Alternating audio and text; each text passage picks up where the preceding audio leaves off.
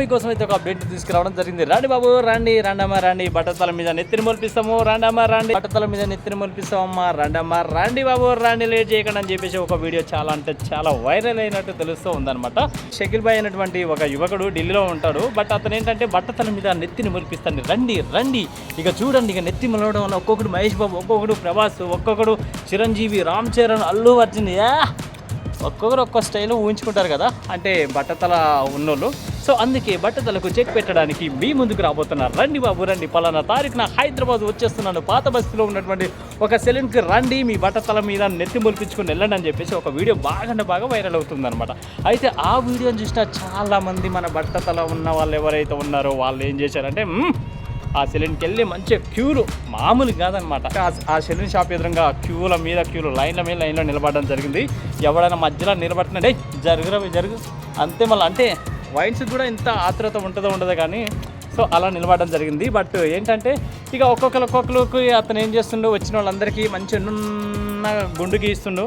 క్యూలో ఉన్నటువంటి వాళ్ళందరికీ కూడా ఒక్కొక్కరిని లోపల పిలిపించి నున్న గుండు గీస్తున్నాడు. దాని మీద ఏదో ఒక కెమికల్ పూసి అట్లా ఇట్లా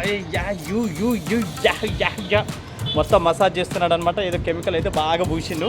బట్ పూసిన తర్వాత వాళ్ళకి ఏం చెప్తున్నాడంటే కొంచెం ఈ కెమికల్ డ్రై అవ్వకుండా చూడండి, అప్పుడప్పుడు అలా నీళ్లు చల్లి కొద్దిగా తడి ఉండేటట్టు చూసుకోవాలని చెప్పేసి చాలామందికి సూచన ఇవ్వడం జరిగింది.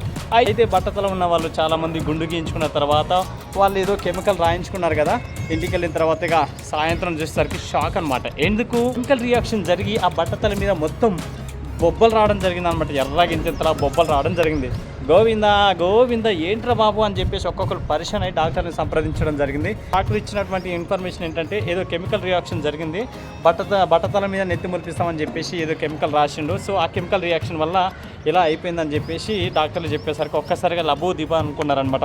ఓ మై గాడ్, ఉన్న నెత్తి ఊడిపోయింది గోవింద, రాని నెత్తి కోసం ఆరాటపడితే ఉన్న నెత్తి ఊడిపోయింది గోవింద అని చెప్పేసి చాలామంది బాధపడడం జరిగిందనమాట. సో ఈ ఇష్యూ మీద కొంచెం విచారణ అయితే జరుగుతుండు.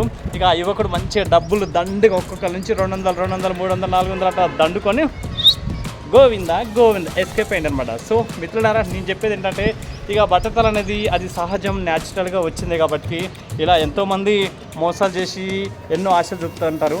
అలాంటి అపోహాలకు అత్యాశకు గురి కావద్దని చెప్పేసి నా యొక్క చిన్న విన్నపం. ఓకేనా?